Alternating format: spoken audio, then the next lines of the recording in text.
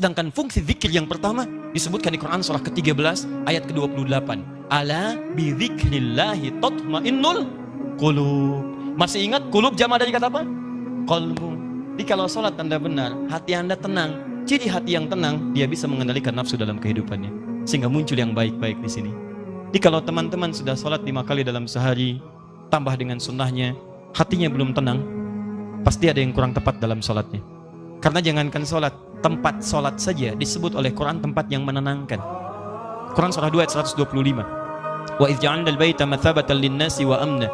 Dan ingatlah ketika kami tetapkan al-bait Ka'bah itu di sekitaran Masjid Al-Haram. Begitu Anda ke situ, kata Allah, Anda punya masalah apapun, segelisah apapun di depan Ka'bah, tenang jiwa Anda. Dan hebatnya lingkarannya disebut dengan masjid. Masjid pun punya aura yang mirip-mirip sama. Gak percaya silahkan. Anda dari rumah datang ke masjid, begitu dibuka pintu masjid, melangkah, ada ketenangan tersendiri. Ada lain teman-teman. Makanya saya beri saran sedikit ya. Ikuti pola sahabat dulu.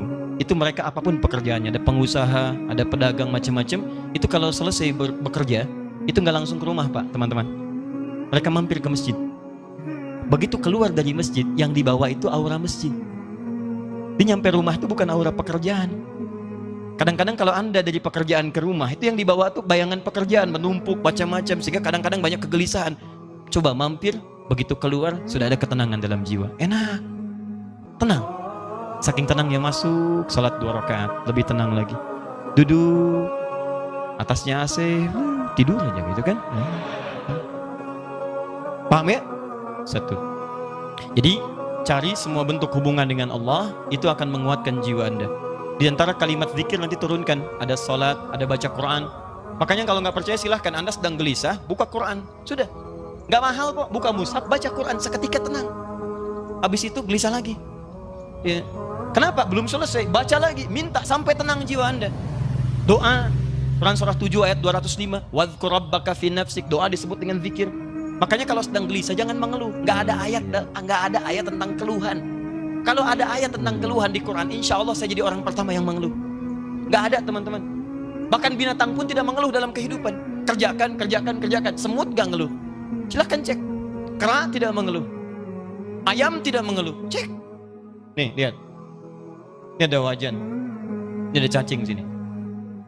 Di bawahnya kita kasih api di sini. Maka cacing akan bergerak-gerak. Pindah dia kan? Baik. Kenapa dia bergerak?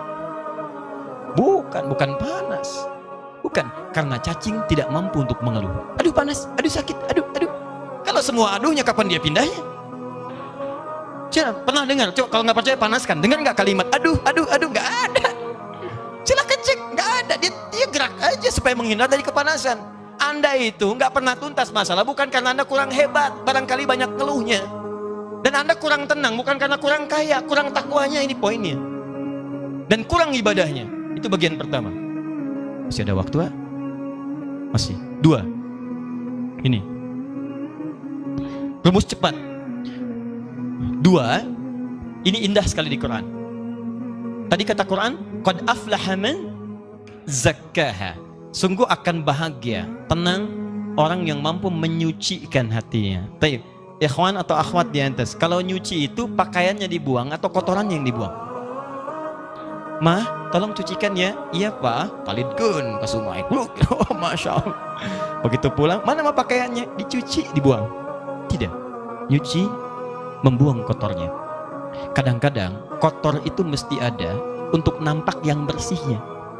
Sebab kalau kotor nggak ada, yang bersih nggak akan kelihatan. Allah ciptakan marah bukan untuk menjadikan Anda pemarah, tapi supaya sabarnya muncul. Sebab kalau nggak ada marah, nggak akan ada sabar. Kan mustahil ujuk-ujuk tiba-tiba datang kepada saya.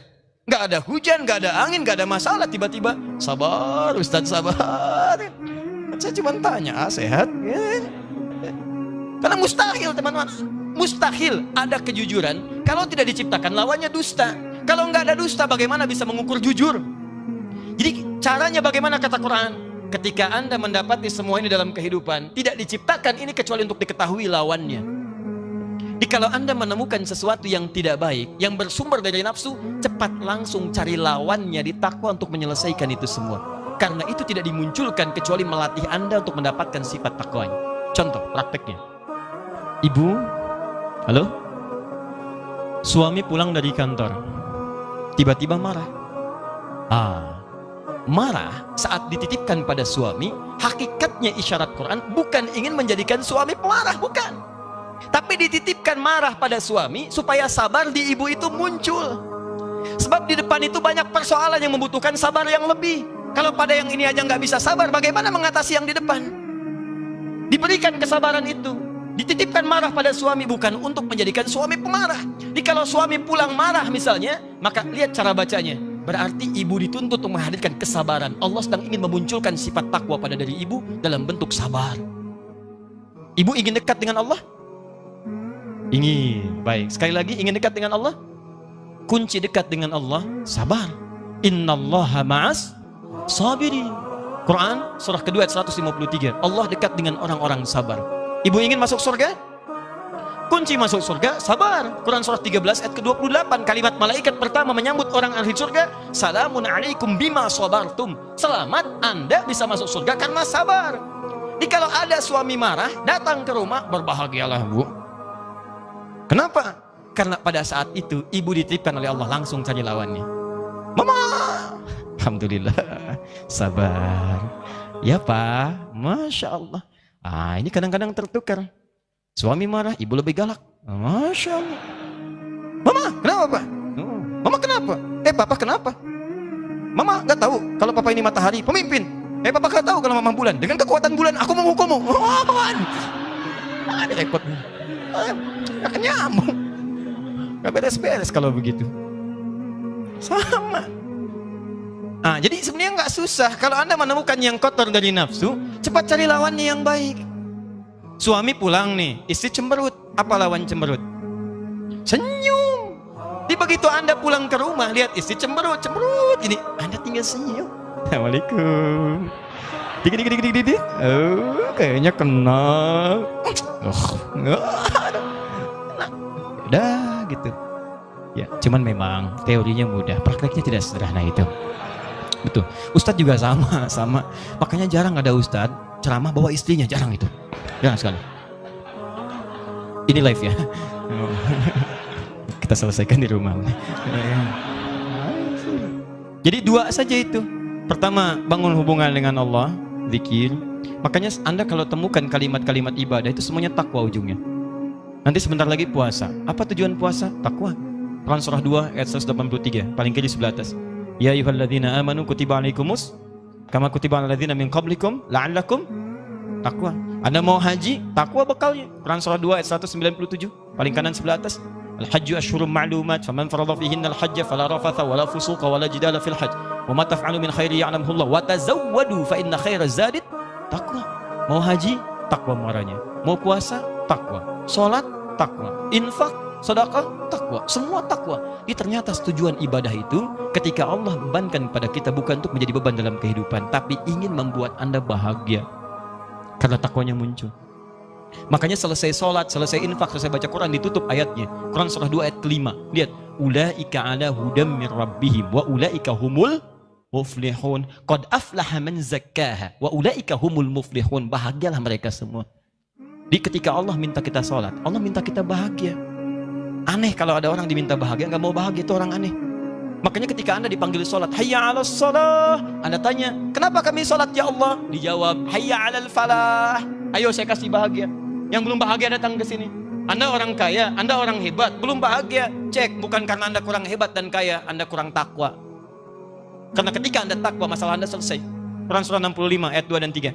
Wa may yattaqillaha yaj'al lahu makhraja wa yarzuqhu min haitsu la. Selesai. Quran surah 2 ayat 189. Wattaqullaha la'allakum tuflihun. Anda takwa, ini nafsu turun. Begitu turun, maksiat hilang. Begitu hilang, dosa diampuni. Turun Quran surah ke-8 ayat ke-29. Jelas kalimatnya. Wa may yattaqillaha yukaffir anhu sayyi'ati. Siapa yang meningkatkan takwanya, maka keburukannya kami akan hilangkan. Hapus. Lihat contohnya. Anda berbuat maksiat, naktar sauda, seperti tinta begini. Anda kerjakan kebaikan, hapus. Tapi ingat, dosa itu seperti menulis di papan tulis. Tintanya ringan, mudah untuk dihapus. Tintanya sulit, tidak mudah untuk menghapusnya. Butuh waktu, butuh perjuangan. Kadang-kadang Anda mesti berjuang. Seperti saya. Berjuang, datang sendiri, rangin sendiri, nulis sendiri, ngapus sendiri. Ya sama. Nah, akhirnya. Alhamdulillah.